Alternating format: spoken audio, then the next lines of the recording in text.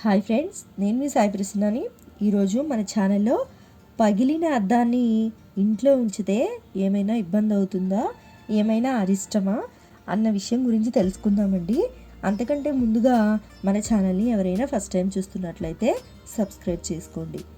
చాలామంది అద్దం విషయంలో కొన్ని పొరపాట్లు చేస్తుంటారు. అసలు అద్దం విషయంలో ఎలాంటి జాగ్రత్తలు తీసుకోవాలో ఇప్పుడు తెలుసుకుందాము. పగిలిన అద్దంలో ఎప్పుడు కూడా ముఖాలు చూసుకోకూడదు.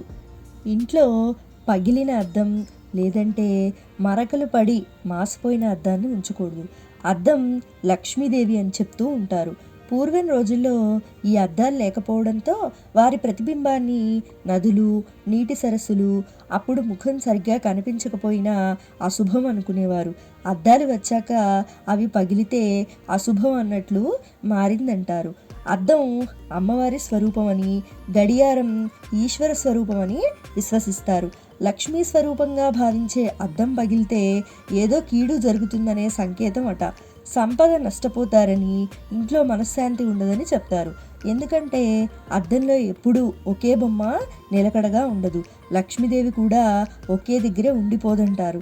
అద్దం ముక్కలైనట్లే సంపద చెల్లాచెదురు అయిపోతుందని శాస్త్రాలు చెప్తున్నాయి. ఇంటికి ఎదురుగా ఎప్పటికీ అద్దాన్ని పెట్టద్దు. అనుకూల శక్తులు అలానే వెనక్కి వెళ్ళిపోతుంటాయి. దైవ స్వరూపంగా భావించడం వల్లే మైల వచ్చినప్పుడు అద్దాన్ని వినియోగించనివ్వరు పెద్దలు. ఇంట్లో అద్దం పగిలినప్పుడు ఆ అరిష్టం పోవాలంటే ముత్తైదువులకు అద్దం దానం చేయాలి. అద్దం మనను ప్రతిబింబిస్తుందని అంటారు. అమెరికా, ఐర్లాండ్ దేశాల్లోని కొన్ని ప్రాంతాల వారికి ఒక బలమైన నమ్మకం ఉంది. తెలిసిన వాళ్ళు ఎవరైనా చనిపోతే వెంటనే ఇంట్లో ఉన్న అద్దాలన్నిటి మీద గుడ్డ కప్పేస్తారట.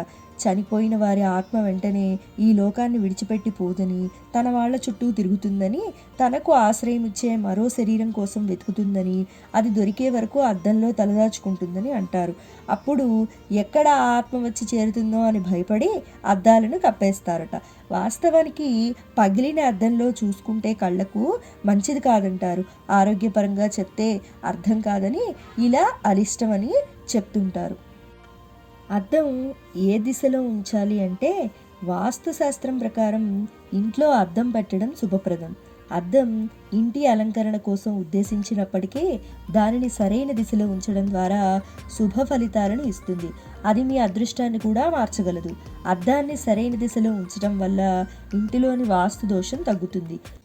అద్దాలను ఎల్లప్పుడూ ఇంటి తూర్పు లేదా ఉత్తర గోడలపై ఉంచాలి. దక్షిణ లేదా పడమర గోడలపై ఎప్పుడూ ఉంచకూడదు.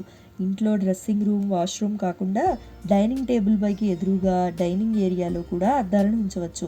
తద్వారా భోజనం చేసేటప్పుడు కుటుంబం మొత్తం అద్దంలో ప్రతిబింబిస్తుంది. వాస్తు ప్రకారం ఇది శ్రేయస్సును తెస్తుంది. కుటుంబ సభ్యుల మధ్య ప్రేమ, ఆప్యాయతలను పెంచుతుంది.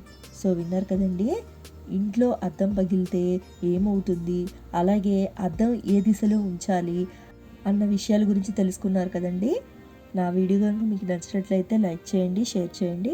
కొత్త వాళ్ళు మన ఛానల్ చూస్తున్నట్లయితే సబ్స్క్రైబ్ చేసుకోండి. Thanks for watching.